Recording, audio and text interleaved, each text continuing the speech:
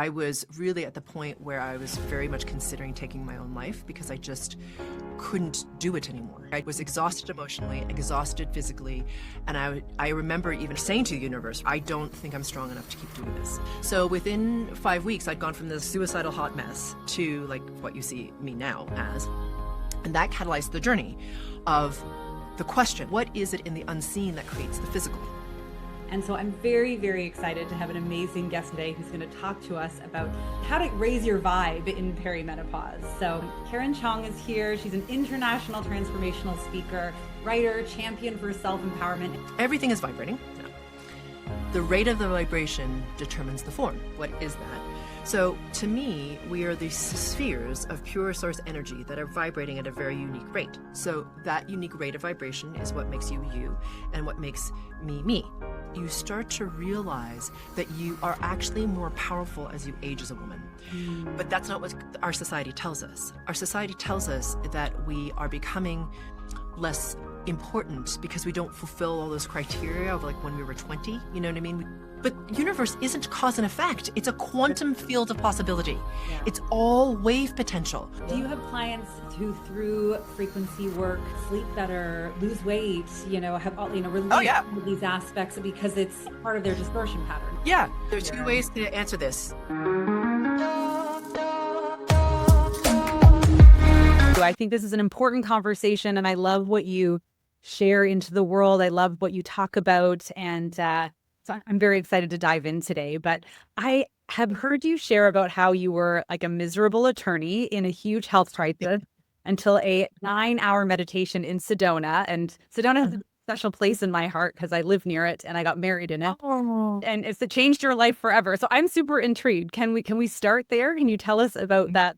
So first, I just want to say thank you so much for having me on. It's truly an honor to be here. And it's really important, I feel like, for messages like yours and for what you're doing for women and for good, generally speaking, in the world right now, because there is so much chaos and there is so much fear and there is so much polarity.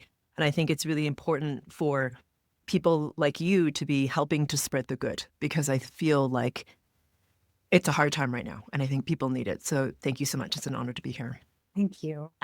Yeah. Now, you asked me about the 9-hour meditation. Yeah. I mean, What was life before? What happened? like, what the hell? Yeah. So if you had told me actually even like 10 years ago or even 8 years ago that I would be doing this, I would have said you were nuts. Okay. Because I was, for context, I mean, I'm of Chinese descent, which means, as we talked about pre-show, I mean, I was born and raised in Montreal, Canada. And so I was very success-oriented because my parents wanted me to do well so that I would be safe financially. I mean, they were not just driving me because out of meanness, they were doing it to make sure that I was safe. And so as a result, as a person, I was very, very controlling and very, very success-oriented. And it didn't really matter how much I seemed to have. It really wasn't enough. And so most people's journeys, I think, start with some kind of crisis. I've noticed anyway, right? Yeah. Whether it's a relationship breakup, a death, a financial disaster, a health crisis, something is the thing that catalyzes you to ask the question, like, what is creating this thing that I call the reality and can I change it, right? And so for me, it was a health crisis. And if you can imagine sort of having like a really itchy mosquito bite, like on your knuckle or on your heel or behind your knee, and it kind of drives you nuts. Well, imagine that like all over your body. And so that was the health crisis that I was in. And I was, working in New York City at the time. And because I was in such desperation, and at that point, I couldn't sleep because I was like itching myself raw. And I would wake up and my clothes would be sticking to me. So it was really painful. And so I wasn't sleeping. So emotionally, I was just degrading. Of course, if you don't sleep for a while, it happens. Wow. And so one day, my husband, Chris, said to me, I really feel like you need to go see that acupuncturist in Edmonton, Alberta, Canada, actually. And I was just like, we can't afford it. And he's like, I don't care. You're just going to have to go. And I was really at the point where I was very much considering taking my own life because I just couldn't do it anymore. Like I just was exhausted emotionally, exhausted physically. And I remember even asking the universe, like, or saying to the universe, really, I don't think I'm strong enough to keep doing this. It has to stop. So anyway, within like a week of him saying that, I'm on a plane to Edmonton, Alberta, Canada. I was in New York City, so flew all the way there. And within like 5 weeks, I'd seen out, by the way, just for context for people, it wasn't like I was just lying there, like helpless and not doing anything. I was seeing different physicians and I was seeing different doctors, and they were all telling me the same sort of thing. They were giving me steroid creams and I still couldn't sleep, or they're giving me sleeping pills. I'm like, this is not addressing the problem. This is not helping it. It's just like putting a Band-Aid over it and it's getting worse. When I saw this man, it was the first time I'd ever encountered anyone in my life where he looked at me and he wasn't looking at me physically at all. I could tell, I could feel it in my body. And I was like, something's different about him. And he said, "Oh, I know exactly what's wrong with you and you're going to be fine." And I believed him. Like, he said it with such quiet certainty. I just knew. And he wasn't just trying to like be nice to me. I knew it when he said it. So within 5 weeks, I'd gone from this like suicidal hot mess to like physically much more like what you see me now as. And that catalyzed the journey of the question, like, what is it in the unseen that creates the physical? What is it? Because all he did was use needles, which I had received before, and cups, and all of a sudden everything changed. Like, this is a totally different version than I was before. So that catalyzed like a 25+ year journey of looking into different healing modalities. And because I'm curious as a person, I'm like, what makes people tick? So I became very interested in personal development. Because I'm, again, a curious person, I'm like, well, does this work? So I know you're saying this, that, and the other, and that's great, but does it work for me when I put it into my life? And so at the time, we were now living in San Francisco. The we is my husband, Chris, and I, and we'd become really successful because I was implementing all these different things, right? I'm like curious, and like I said before, and I'm just like, whoa, that worked. That's so cool. Let's try this other thing. So that's sort of me in a nutshell. And from the outside, it looked amazing. We were very successful in our business. We had a really lovely team that we had working with us. Our clients were amazing. We only worked by referral. And our rule between the two of us was we don't work with douchebags, right? Hard, you're a jerk. I'm not working with you. Basically, go work with someone else. I'm sure someone else will help you. Financially, we were doing really, really well. But for me, internally, it didn't feel that way. So I'm doing all this personal development work, right? And yet I keep still hitting this wall of scarcity. So I'm like, why do I feel like I don't have enough? It doesn't matter how much is in my bank account. Like, I don't feel like I have enough. And my little tell at the time was that I would sit at night and like spreadsheet how much cushion we had before we had to sell our house and move in with my parents. Now, I don't really know why that was like such a terrible outcome. Again, for me, as somebody who was like very success driven, that would be like failure, I guess. I mean, it's not that terrible now that I think about it, but for me, it was really horrible at the time. And so I would always be doing that. And Chris would be like, babe, I mean, we're fine. And I'm like, we're not fine. And so I would always be driving him, and I'd be driving my team, and I'd be driving myself as if we were like on the cusp of disaster. Bankruptcy. And I was just, yeah, exactly. It was like ridiculous. And of course, I've done enough inner work at this point myself to be like, this is not normal. Like, what's happening here? This package of like not awesome is not good. And so I started asking myself a question. And, if you ask the universe a question over and over again, I've noticed that you often will get an answer. And so my question was, what am I missing?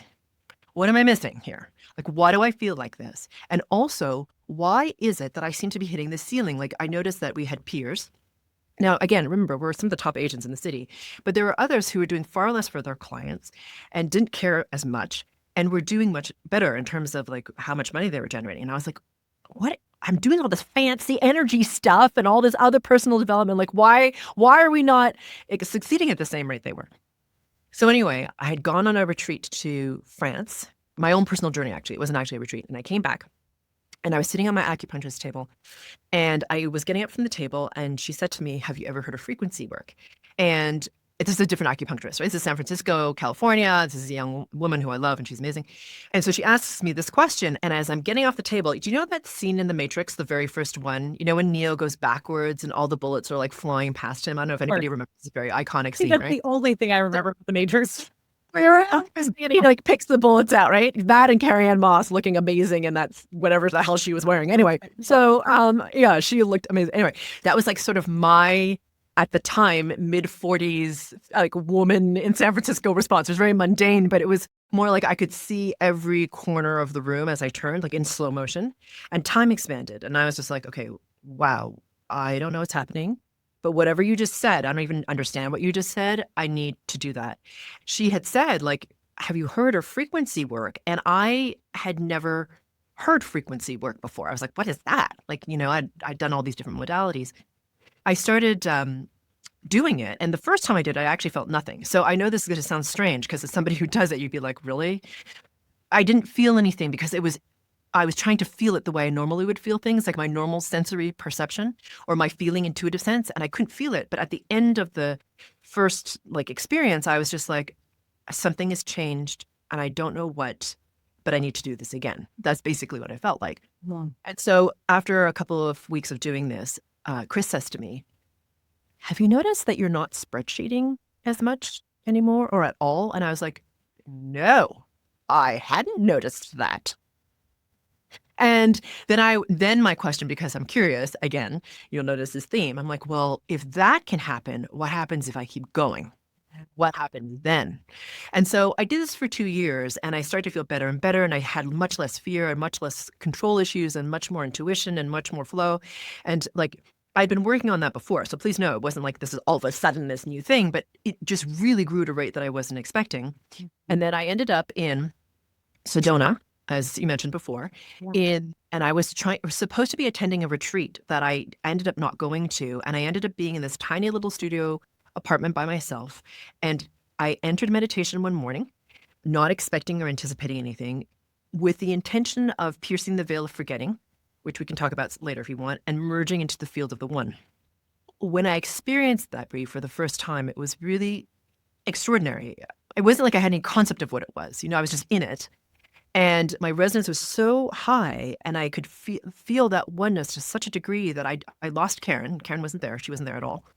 And I could feel just this spectacular expansion. And then I remembered, and I was aware of, it wasn't a thought, that I was part of the one. And I just cried. I just started sobbing because I couldn't believe that I'd forgotten. And then I started laughing because I couldn't believe that I'd forgotten. Because it's just like, how do you forget that you have your hand? I mean, that's ridiculous. It's right there, right? And then I perceived, and so once I had this, if anybody had been looking through the window of my Airbnb, they would have thought I was absolutely insane. But anyway, and then I felt this extraordinary, even greater expansion, and I perceived everything as resonance, as frequencies. And when I came back from that meditation, back into my body, back into my awareness, my regular awareness, it was dark, and I was like, why the hell is it dark? That's really weird. And I looked at the clock, and it had been 9 hours. Oh, wow. And so I have had many spiritual experiences before, and I expected this one to fade, like they all do. And this one did not. So I was here hiking around Sedona because I decided to not go to the retreat that I mentioned. And I can literally perceive the reality as an illusion. Again, like that scene in The Matrix, which is oddly accurate in a number of different ways. But it literally felt like I could put my hand through the illusion, right? And feel the infinite. It was the craziest thing. And then a friend of mine happened to be in Sedona for 12 hours. She was overlapping with me for 12 hours. I hadn't seen her in 7 years, 8 years, something like this. And I saw her and she was telling me, we were catching up like friends do. And she was telling me about this problem she was having. And I could feel within myself, I was like, oh, I can help you with that. But I don't know what the hell I'm doing. I just had this thing yesterday. And finally, I just had this pressure in my body. And I was just like, so I kind of blurted out. I'm like, do you want help with that? And she was like, sure. So I did whatever I did. She left, didn't hear from her again. And then 3 days later, my phone starts to blow up with her friends texting me being like, can I have a session with you? I'm like, I don't know that I give sessions. I don't suppose I could try and calendar that in. And that's how it started. I never advertised. It just began. And it's been that way ever since. Yeah. I have so many questions. I love questions. I'll try to work backwards because it's just top of mind. But when you say I did whatever I did, what did you do? Yeah, I did what I do now in terms of frequency work. So to explain what that means, because I think people are like, I still don't, I know you've said those words and they still don't mean anything to me. Yeah. So I totally get that. What is it like? Can you relate it to what is it like? Yeah, sure. Yeah. Yeah. So let me just explain context. So everything is vibrating, as you likely know. And the physicists have been talking about this for decades now. The rate of the vibration determines the form. So if you take something really physical like water, right? When the molecules are vibrating faster, it's steam. And when that molecular vibration slows down, it becomes liquid water. And when that slows down even more, it becomes ice or form or density, hardness, solidity. So if you take that idea and you extrapolate it all the way out to the oneness or consciousness or the all that is, source intelligence, whatever you want to call it, okay, that consciousness from which everything comes and to which everything returns, that's vibrating at an extraordinarily high rate that we cannot measure with our physical tools. It's not even possible for us. In order for the oneness, which is infinite, to experience anything other than one infinitely, there needs to be a drop in vibration, okay? Or else it would just be one infinitely. Right. When you have that drop in vibration, you have frequencies that are formed. And when that vibrational rate slows down, it becomes energy. And when that slows down even more, it becomes physical form or matter, which is what you are in your body. Okay. A lot of us run around thinking, okay, well, in order to have change, in order to feel better, in order for my life to look different, in order for me to experience more abundance, for me to have different kinds of relationships, I need to do all these things. Okay. And I'm not suggesting that the doing isn't important. But what people don't realize, and what we're realizing now as we start to rise in our resonance, is that everything actually happens at the quantum or the frequency resonance level first. Your entire physical reality will be organized around that. Why? Because always the higher resonating order is what sets the tone for, or the creation for, the physicalness. So if you change things at the level of the quantum or frequency resonance, literally your physical life will reorganize around it. And I have thousands of stories with people written and telling me about this. So it's not just me making it up. It's absolutely happening. And it's happened for me Oh, personally. you're here. Chat about. Exactly. That's why I'm talking to you. And it's happened for me personally. And the crazy thing is that now, what is frequency work? So now I've just given you that framework. Okay, so let me just give you One another quick one. question on that. So just so Yeah, so the sure. frequency level is sort of one level below the oneness, the continuous oneness, right? Just so Yes, I that's right. okay. I Yes, need to, exactly. So it's I just need to make it it's like solid in my brain. yeah, it's part of the field, but it's at that level, but just not like quite completely pure source. Does that make sense? It's like a notch beneath source intelligence, let's just say, a tiny one. But that's what creates everything, basically. And then for us now, frequency work, like what is that? So to me, we are these spheres of pure source energy that are vibrating at a very unique rate. So that unique rate of vibration is what makes you you and what makes me me. Okay, this is how I perceive it. That rate of vibration is super important because it individuates us. So when you come into form, okay, you have to drop in resonance. You have to drop in vibration because here you are as consciousness vibrating faster. So in order to have form, obviously it's denser, clearly, because you can smack it, right? So therefore, you must drop into a resonance that's lower, a vibration that's lower. So what happens when that happens? Well, when you drop into embodiment or you drop in your resonance, what happens is, to me, what looks like layers and layers and layers and layers and layers and layers and layers of duct tape form around the sphere. Now, the sphere is still a sphere of pure source energy, but the challenge with it is that it's completely blind because all it sees is a duct tape. So it forgets that it's pure source energy in all directions around it. And it gets heavy because if you've ever picked up a ball of duct tape, you know that it's heavy. So what happens is this vibrational rate will slow and it starts to become much more focused on density because its whole vibration is slower. Now, what causes the duct tape and how do you know that you have it? Duct tape is formed by things like your lineage patterns, so like ancestry and that type of thing. So anybody who's studied anything about epigenetics, which is the field that Joe Dispenza talks about all the time, and Dr. Bruce Lipton, they talk about that a lot, right? Epigenetics. So what your ancestors experienced very much influences you, whether or not you know your great, great, great, great grandmother's name, it doesn't matter, right? Still very much impacting you, your choices, how your genes express. You have your cultural conditioning or your social, your distortion patterns from there, your religious distortion patterns. Even if you were brought up in an agnostic household, right? Your parents were totally agnostic. They're like, you choose or not. I don't really care. I can tell you for 100% certainty that your ancestors absolutely were influenced by religion. And so it impacts you, your past lives. And that's like a short list of all the stuff that really creates the most amount of distortion around your field. Now, how do you know that you have Duct tape is this distortion pattern is really what yeah, like layers of them. It's just layers of them. yeah. Yeah, it's Things not that are just one. limiting us, making us more like nest vice instead of Yes. reach. Yeah, vibrating higher. Exactly. Your Yeah. natural tendency to your question is that you want to vibrate higher. Like the sphere wants to vibrate higher. That's why it feels good to be around people who are, let's just take a very human example of like, just think about it. Like, do you want to hang out with somebody who's like lighter, happier, more fun? Or do you want to hang out with somebody who is more fear-driven, angry, depressed? Like, that's a very simple distinction in terms of emotion, right? So if you take that and like ratchet it up exponentially, then that's really what it's like from like a frequency standpoint. And you'll know you're hitting like distortion patterns based on, you know it because it's where you have the most pain. honestly. So it's like that place where it's like you're throwing all your effort towards like over and over and over again, and you still can't like get rid of it. Or it's like, you do the therapy, the coaching, the meditations, the journaling, the affirmations, you're doing all this stuff and it's still not moving. That's where you have distortion. And it's just as an example, like one of my clients, she really had a challenge with intimate partnership. She's like this really lovely, amazing woman, very warm, tons of friends, right? So both male and female. So it's not like she has trouble with relationship. Yeah. She had trouble with intimate relationship. And anyway, she always would end up with some guy who was a variation of the same douchebag. So meaning he would either be emotionally absent or emotionally abusive or something like this. And she always felt like she was the one who was not worthy of him. So she would she'd be like writing his mother like Christmas cards and birthday cards and planning all their vacations and walking his dogs and, doing all the cooking and all this stuff. And she's running her very overcompensating like crazy, right? Because she doesn't feel like she's worthy of this guy. And all her friends were just like, are you insane? Like, this guy is such a loser compared to you. But she was just like, I know. But anyway, she couldn't really help it. So she had broken up with the most recent one, after about most recent douchebag. Yeah, most recent douchebag. Thank you. And it'd been like a couple years of dating.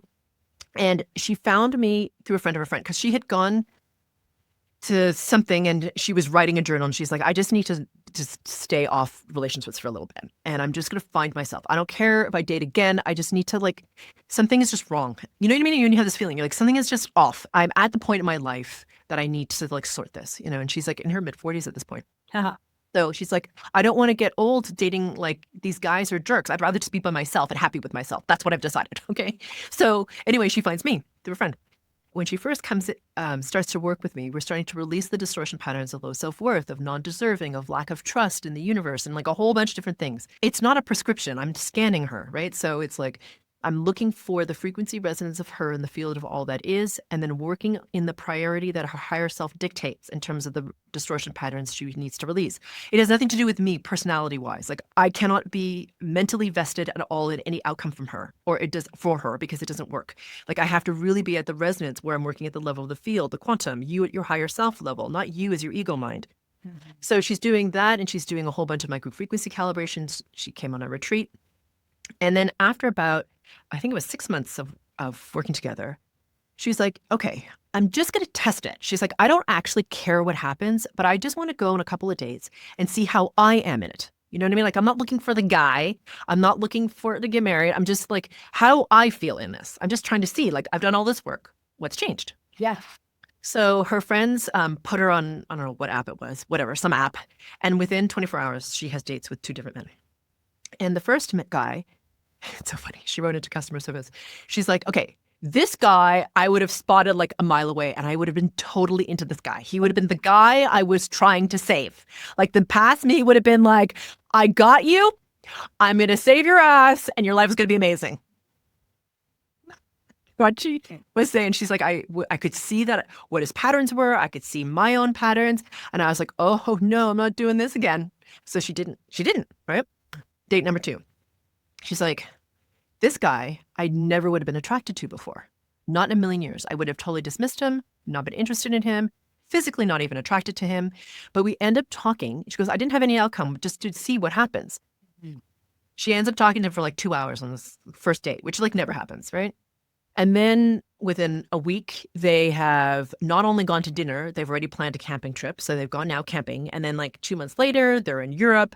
Fast forward like a year and maybe a little bit, few more months more, like under a year and a half, they're engaged to be married. Now, everyone will think that it's about the ring.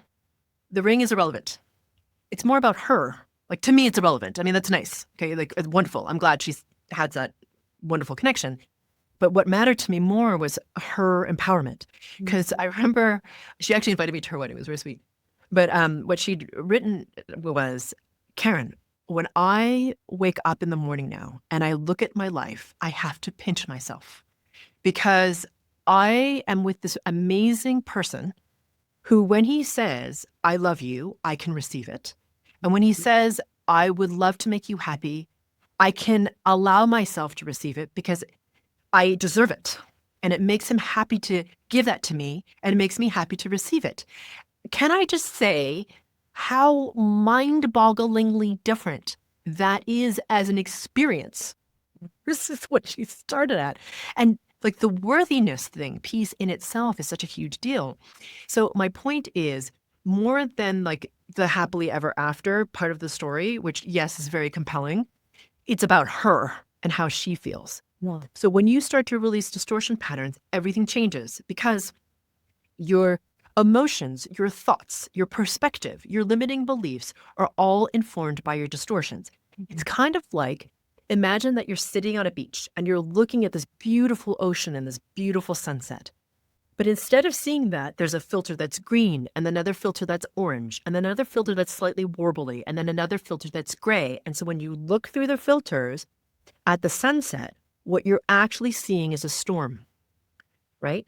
But you believe that the storm is there because the filters are there, but actually it's a beautiful sunset. So when you start releasing the filters, your perspective on the reality, your life, who you are, everything changes because it clears, really. Yeah. So now it changes everything. Yeah. That's a good example, I think, Ped, the way you just explained that with this, how we can choose to see things. So let me see that I have this, that I'm understanding this correctly, Karen. So we all, of course, we have this source in us that is, distorted by many different things, as you're saying. We always want to be getting back to source. And the journey back there is learning about through frequency modality. What would you call it? Through frequency training? I just call it frequency work just because I don't know what else to call it. Yeah, I call it frequency work. You can start to remove these kind of layers of distortion or duct tape to elevate ourselves back to a place where really we probably have less pain and we make decisions from a higher place so that the rest of our life can reorganize itself. Yeah. Do you find, okay, that's good. I get it. I hope everyone listening gets it too, because that makes a lot of friends. Do you find that a lot of, like, what percentage of your clients are, well, and let's even break down to women in midlife? Oh, I would say at least 80% of them. 80%. Yeah. And why do you think it is? I feel that it is that way because we finally, at this age, realize that we've been told a lot of stuff that we don't buy anymore.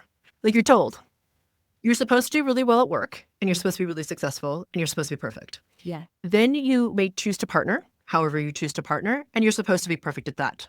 Yeah. Then you're supposed to have offspring, okay? And then you're supposed to be the perfect mother. And even if you don't choose to be that, you're supposed to be mothering in some other way that I don't really know. It's not really defined. But you're supposed to be perfect in all these different ways. And then, perhaps, if you're perfect in all these different ways, you might have happiness, right? But you're going to have to run yourself into the ground caretaking for everybody else because that's your job. And we need to be perfect at the same time. Yeah. Oh, yes. You need to be thin. Yes. Let's not forget. Yeah. You need to be thin. Yes. Young, right? Super thin, like with a very adolescent body with big boobs. Like, I'm not sure how that's supposed to happen in our world, but anyway, I'm not sure. I'm like, women don't look like that, but apparently we're supposed to. Yeah. Right. Exactly. And that's how we're supposed to look. And that we're supposed to, in our 40s, 50s, and into our late 60s, really be consumed with appearing like we're 20, like we're supposed to chase youth, or we're so youth obsessed in our culture.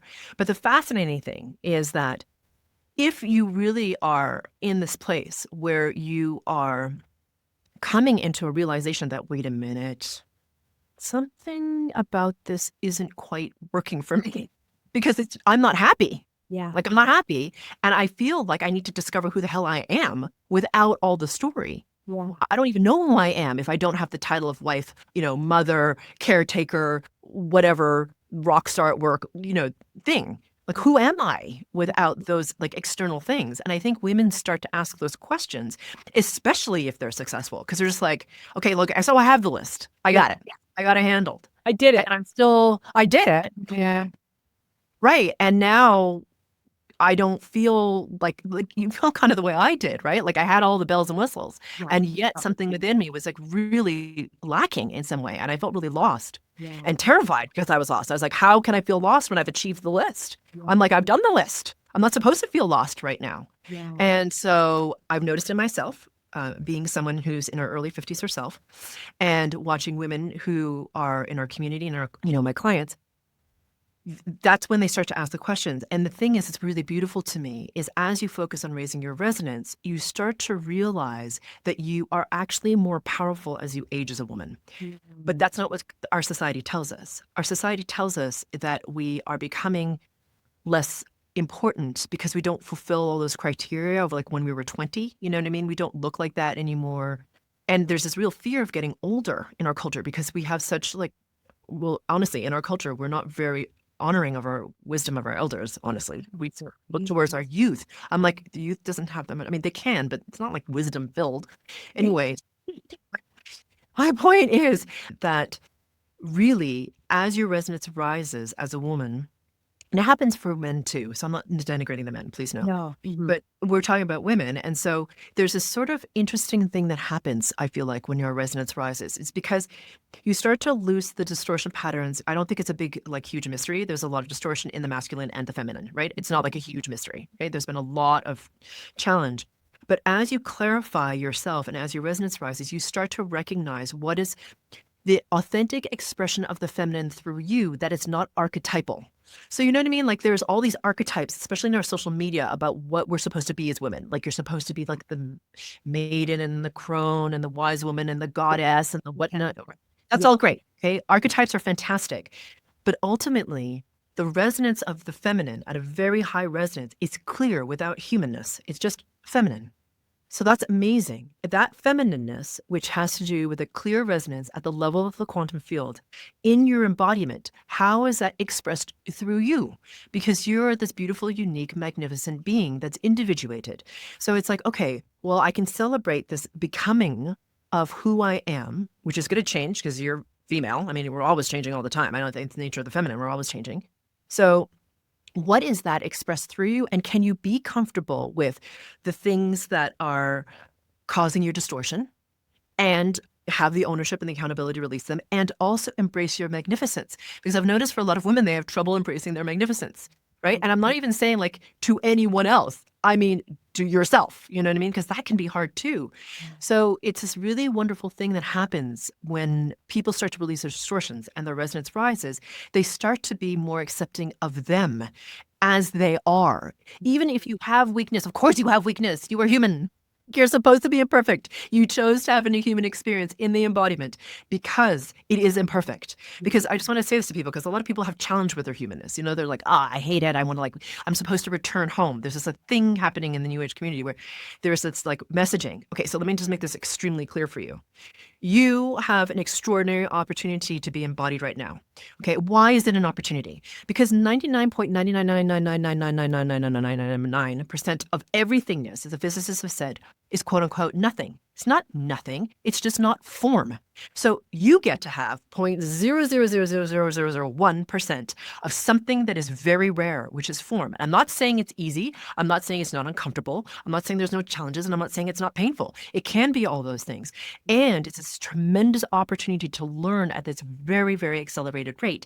And more importantly, right now, there is the opportunity in this window of ascension that we have for the next few months, really to awaken to who we truly are in the body, not out here as consciousness only, but you in your embodiment, right? And the thing is, like, we have such like a challenge with our humanness sometimes, but the glorious thing about releasing your distortions is that you start to do this with your humanness. You're like, oh, you embrace it, right? You're like, okay, it's not about perfection. It's about this beautiful, strange, amazing journey that you get to have as a human with all the things that cause you to not like yourself so much, but you have the opportunity to grow and to transcend and to learn from them. And then to recognize also that you are consciousness embodied. You are source intelligence and form. And that is who you are. That is what this window of ascension is for you to awaken to that. That's why it looks like, excuse my language, a bit of a shit show out there, right? Because it's meant to. And I know please know, I understand the suffering. I am very aware of it. But it's there to shake us awake. Do you choose something different than what exists currently as how we have created it in our distortion? Or are we going to shift into a higher resonance and experience something different? Yeah. Hearing you talk about if we can start to level ourselves up and into this higher frequency, and then we can start to think of our human experience and embrace it it reminds me of the way I think many of us as mothers look to our children. We hold space and grace and don't expect our children to be perfect. And yet we hold ourselves to an entirely different standard. And at the same Yeah, time, don't even take care of ourselves properly at the same time. We like exactly. watch this high level of insanity and this no level of failure within ourselves. And yet we Yes. almost become this parent that then looks at ourselves as the child and can laugh at our follies and Mhm. our errors and our humanness and our imperfection. Yeah. And Yeah. that feels a lot lighter, doesn't it? Yeah, totally. And it's so Yeah. much more playful. And then your children get to watch you model something that's rare, which is acceptance of self, Yeah. right? So you accept them, but do they accept them? But Yeah. when you start to model within yourself, like there's a sort of playfulness and ease that comes with it. And I'm not saying that I was very intense in releasing my own distortion patterns. And, I tend to be kind of serious in that way. But there's a lightness that comes with it as you start to rise in your resonance. It is childlike in the sense of it's like you have this amazing opportunity of this lifetime to remember who you truly are and to really embrace your humanness and to also remember that you are source intelligence in form. As you said, it animates us. You would not be alive. You would be like a pile of like flesh and bones, like a Mhm. lump on the floor without source intelligence. So it's in you. So I say that because everyone thinks, or not everyone, the vast majority, okay, thinks that the thing that they're chasing is outside them. The abundance, the happiness, the joyfulness, the success, the divine, all out there somewhere. I don't know where it is, out there, because we're not worthy of We it. don't have the path or the instruction manual or the GPS there. Yes. Yeah, exactly. Or I'm not good enough. I'm not awake enough. I'm not evolved enough. I'm not enough. I don't know enough. I'm too wounded. I'm too whatever, right? So therefore, I can't have that. Okay, just know it's already inside you. It always has been. It always will be. It is infinite. You are infinite indestructible consciousness in form. You are source intelligence in form. You are infinite. So the thing is, what are you doing when you're releasing distortion patterns? As you said at the very beginning, very, very like astutely, you're releasing the distortion patterns so you see you. You see yourself for who you are, not your beauty. Yeah, exactly. And you're like, oh, wow, I am this huge, freaking, enormous, infinite field of light.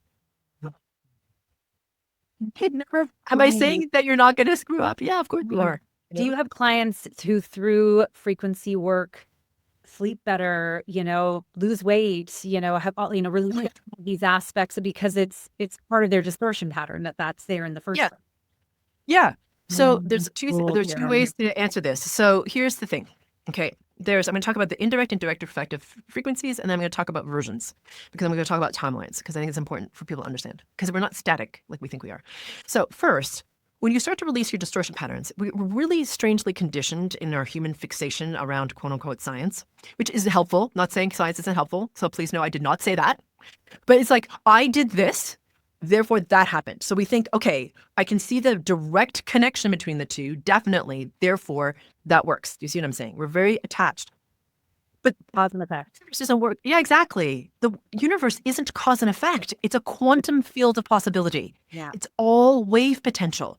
All of it is wave. Like when I perceive at the level of a quantum, I see nothing fixed. Perceive, feel, whatever. Okay, so to me, it's not a sound even, it's a feeling, but it's like, it's all waves. There's nothing solid. What makes something solid? Your attention and your focus and your resonance. You focus on something in a habituated way with your mind, you create it. It's just the way it is. You are a spectacularly powerful creator being. You have just forgotten. Now, whether you consciously create or unconsciously create is up to you. But the thing is, you are creating all the time. Everything is a reflection of your resonance. Everything is a reflection of your emanation. It is just the nature of being a creator being. So anyway, my point is, when you start to release your distortion patterns, one of two things can happen, really. One is I've had people like wake up, like thing literally gone. You know what I mean? Like just, I don't know what the hell happened to the thing. Like literally people who have had like literally gone in, had like one blood test result, and then 3 days later had a wild one when they couldn't detect it anymore. Or literally I've had people who have had like, okay, I went in before, like 2 weeks prior to a retreat or something. They were scanned, visible tumors. After retreat, none. So like the thing is, can that happen? Yes. But before you get on this whole miracle healing train, can I tell you what's more often the case? Yeah. Because remember, you're co-creating, right? This is not just Karen doing this. This is the person who's receiving it, stepping into their creator beingness. All right. So the other thing is the indirect effect. So even if you've had a session with me, let's just say, you release a bunch of your distortions, which you have to be active in, people, right? So I'm not like waving my freaking like magic wand over you and then you're poofed into awakeness. That's not how it works. You have free will. You have power. So this is about you being accountable for you and having the awareness to do something I call confirm the removal, which is releasing the patterns out of your field from in the physical way, in your emotional way, as opposed to like me doing it just at the level of the field, which is amazing and a huge head start. You with your free will have to choose it also, yes, because it's your journey. So anyway, what can happen is the right modalities, the right healers, the right idea, the right opportunity, the right whatever comes in for you. Like, for example, there's this woman, it was crazy. Her son had this thing. He was like 13, I think, at the time. And at 13 years old, he didn't have control over his bowels. So he would poop. Okay. And you can do that when you're like 2, but when you're 13 and you're a young boy, if you're doing that, it's horrifying, obviously, right? Horrifying. Yeah. Yeah, it's like totally shameful and just, of course, he's embarrassed and he doesn't want to be with other people and it creates this whole cascade of horribleness. So it's a very specific condition. All right. I didn't even work on him. I worked on her. And what I was working on is her fear and her control patterns over her kid, right? And like, of course, she's a mom. Like I'm like, again, as a person, I understand it, but I'm not working at the level of human at this point. I'm working at the level of the field or the quantum. So anyway, she releases a bunch of her stuff. Within, I don't know how much period of time, but it's under 2 weeks, they happen to find out through some like weird, I don't know how they found this information, the name of a chiropractor who knows exactly what this condition is, does work on her son, and the thing goes away. Do you see what I'm saying? It's indirect because it has nothing to do with me. It has to do with you. Yeah. Yes, of course. So in her field now, that distortion doesn't exist. So what happens? Her physical reality reorganizes and something else can come out of the non-linear reality. The universe is not linear. It is not. It is completely wave. And so if you know that in your body, then you understand the difference between direct and indirect. And then there's another phenomenon that happens at the same time. So we all have these things that I call versions of ourselves, right? We are all different versions of you, depending on who you are. Now, a lot of people will talk about timelines and stuff like that on social media, but let me just explain what timelines really are because there's so much misunderstanding. Okay, so first you have to understand time. I know it's a little technical, but I think it's important to understand. So there's 2 forms of time. There's the eternal now, okay? So this infinite, expansive, ever unfolding eternal now. It is the level that all things on spirit level, meaning above this level of consciousness that we're going to call the 3rd dimension for sake of, conversation, exists at. So meaning if you've ever heard the phrase, everything happens or everything happening all at once, or everything unfolding at the same time in this present moment now. If you've ever heard that, that's what they mean. Not in our linear time, but the eternal now.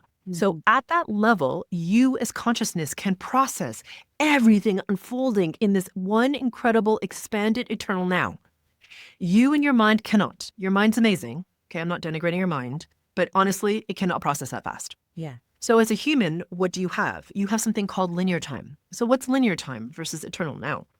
So the eternal now, like I said, is huge, expansive, infinite, but kind of like, when you have music and you're playing it live and you hear all the different sounds, there's all this texture and all this like information, and they captured it on CD and they have all this information in the CD, right? For those of you who remember back to CD days. So, which is everyone listening to this. Right. Yeah. So, but if you imagine CDs, right, it has all that richness of sounds when you put on headphones, it's like amazing. But now we have something called MP3s. What do? You have to compress that information into something that's a package that you can transmit it from my phone to your phone, then you can hear it. But the sound richness is much more thin. It's not as full and rich because there's much less information contained in that package of information in order for me to send it from my phone to your phone. Okay, similarly, time. So all of this eternal now, we compress it into linear time so that our minds can understand past, present, future, or your mind would implode, basically just be like, I don't. We don't even really understand past like a certain number. I think it's like past a few million, and then our brains are like, we don't understand that. It's too big. I'm gonna make rump. Right? It's kind of the same. So the thing is, all right, so you have these 2 different kinds of time. Now, why am I telling you all this when it has to do with timelines? All right. So you have the infinite field of possibilities, right? Deepak Chopra was writing about the field in like freaking 1980s, all right? So it's like not a new concept, right? And then you have like people like William Taggart who wrote about the field, and all these people have written about the field. Okay, so you have this field of infinite possibilities. What dictates what you experience of the field? Like, why don't I get the abundant one filled with like unicorns, rainbows, and the most amazing relationships, and I never get fat and all that stuff? Like, why don't I get access to that? Okay, so the reason you don't get access to it is because it all has to do with your resonance. It has to do with your resonance. It's your key. So imagine you're looking through this tiny little keyhole. Right here you are, looking through it. This is the keyhole size is dictated by your resonance. You're like, I don't even see anything else around the keyhole. You're like, everything is just the keyhole. But as your resonance starts to rise, the keyhole expands and it does this. It starts to open and get bigger. And now you get to experience different level opportunity in timelines. Back to timelines. What the hell is a timeline? A timeline is a very human thing because it's linear. It's a projection of your life experience at a certain resonance level through time. So it's like you experience this trajectory or that trajectory. Like, just think about it this way. You're in a timeline right now. There was a point in your life where you either said yes or no to something. And as a result, your life changed. You met someone you wouldn't have met. You found an opportunity. You learned something you wouldn't have. You heard something that changed your life. Something happened when you made a decision, either yes or no, that changed the entire trajectory of who you are, what you're doing, and where you are now. You've all had them. You changed timelines. That's the difference between time. So you were on a trajectory of like whatever the hell it was.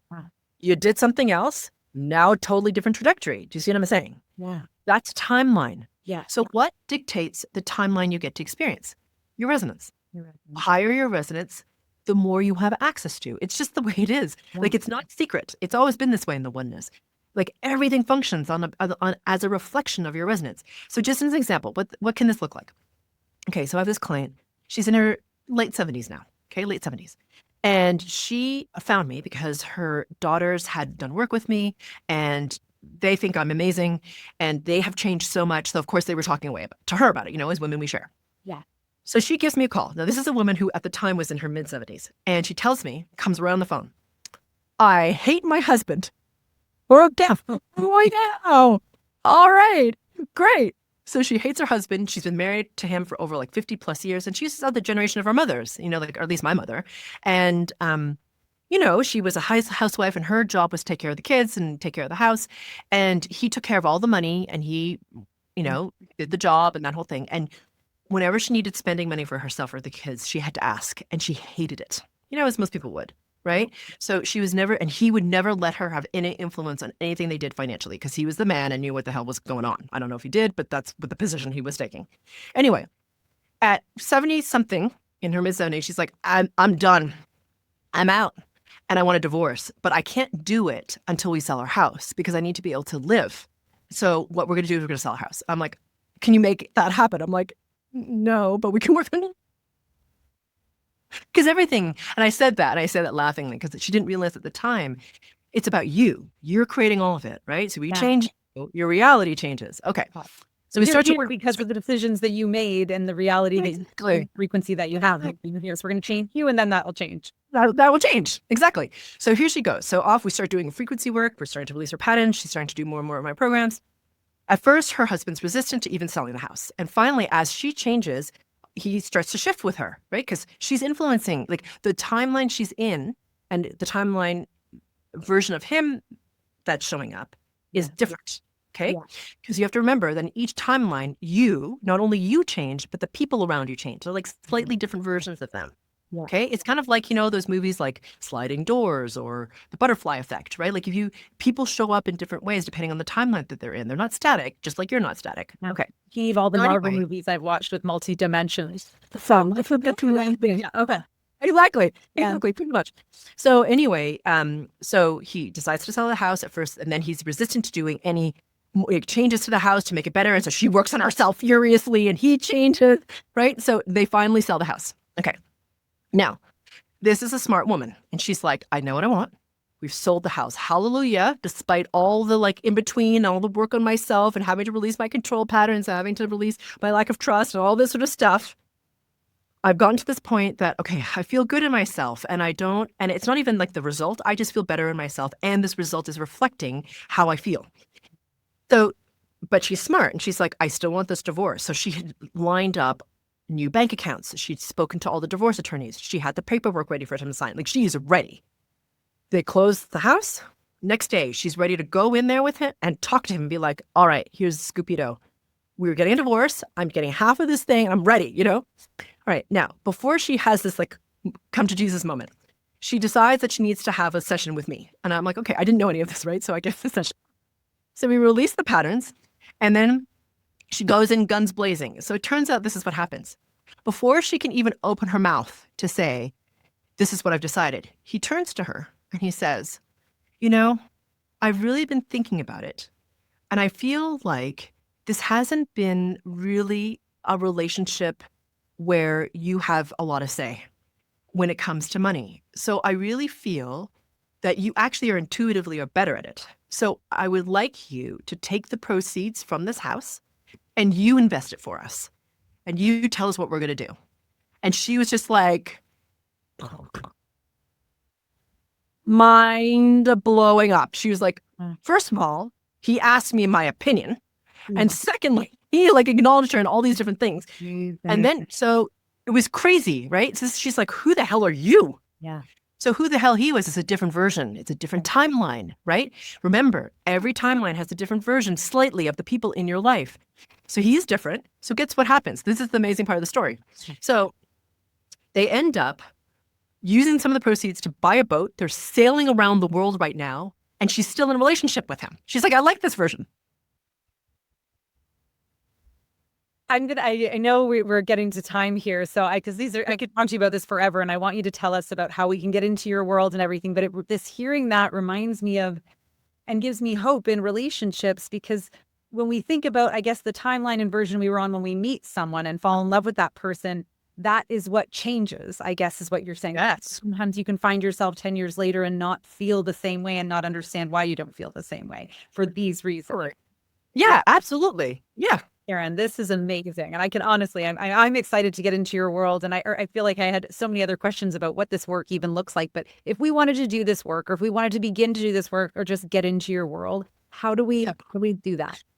What you can do is, first, I just want to mention that I also have a podcast and I have over 250 episodes. It's called Mastering Your World Through Frequencies. And after every episode, there is a free group frequency calibration. So that's the work that I give. It's just an intro one, but it still gives you a little taste of it. Okay. Mastering your group frequencies? Mastering your world through frequencies. World. Yeah. Frequencies. Okay. Yeah, so you can find us on YouTube, you can find us on Spotify, but if you just go to sphericalluminosity.com, which is our website, you'll find our podcast right up there, so you can find that. And I just want to say that having done that many episodes, I just want to thank you, because please know that I am very highly aware how much work this takes to give at this level of service for your audience. So thank you for doing what you're doing. And, because you are, I'm inspired actually to give something to your audience for free that I don't usually, you can't really find this offer anywhere else online. So I'm going to give you what I call Resonance Reboot Bundle. And it consists of 3 incredibly powerful goodies for free for your listeners. But before I give you the specifics, let me just explain who this is for, because it really isn't for everybody. Okay. So if you're somebody who wants to, that you've been listening to this and you're like, okay, let's get going. Let's just get cracking here. Who wants to remove the blocks that keep you stuck and learn the tools to raise your resonance? Because I'm really not interested in fostering codependency. Okay, this is about empowering you to live a life you never thought possible. Then this is for you. Okay, so right now you might feel like you're doing all the things to try to move yourself forward in your life, whether it's like coaching and personal development, and all those things are really helpful, but you're still stuck and it can feel really disempowering and feel possibly even like, there's no hope. But what you really need to do is what we've been talking about this whole time together, which is to raise your resonance so that how empowered you feel and what your life actually looks like can shift. And that's exactly what I'm going to help you with. So in the 3 awesome products of the Resonance Reboot Bundle, here's what they are. So the first one is what I call the Frequency Accelerated Group Frequency Calibration to help you boost your resonance. It's only 20 minutes long, so you can do that whenever during the day. You don't have to sit there on your cushion wearing white and doing nothing. You can put it on and walk your dogs, okay? Or make dinner. It's totally fine, right? You can do that. And then The second and third part of the Resonance Reboot bundles are things that actually I only give, like I said, to normally to paying clients, but these are 2 video workshops that amplify each other, which is really awesome. So number 2 is called Emptying Your Teacup, Making Way for the New. Okay, so this will, like the title implies, help you to start to clear out all the outdated limiting stories and beliefs that are keeping you stuck. Okay, and the third thing is a workshop called Stability, Growth, and Opportunity in Chaos, which, I think we could all use about right now with all the stuff that's going on in the world around us and getting louder. So Emptying Your Teacup sells for $99 and Stability, Growth, and Opportunity in Chaos is $4.99. So between those two, that's almost $600 in value, roughly, for free, just for your audience. And you literally can't find this bundle anywhere else online. And ultimately, my intention is for it to help you to finally create the momentum so you can really start to live a life you never thought possible and come into that remembering of who you truly are. So if you want to access the Resonance Reboot bundle, you just go to my Instagram, okay, where you can find me at spherical_luminosity, and just DM me the word reboot 111. So once again, you just have to go to Instagram and find me at Spherical Luminosity, and then DM me the words reboot 111, and I'll send those right over to you. Amazing. I'm going to put those instructions in the show notes. So if you're listening right now and you've already forgotten, swipe up, follow Karen on Instagram, and then also send her this DM. Better if you follow her first, because then she'll see the DM in her actual DMs. Karen, thank you so much. This has been such a light. I feel like my vibe is raised just from talking to you today. So Thank you. appreciate it. I'm excited. I'm absolutely going to be DMing you as soon as I have some time today. So I'm looking forward to being in your world. Thank you for being here today. Oh, thank you so much. And just for everyone listening, I just want to ask for everyone listening, if you could do us a huge favor and go leave a 5-star rating and review on whatever platform you're listening on, so that Bree can impact even more people.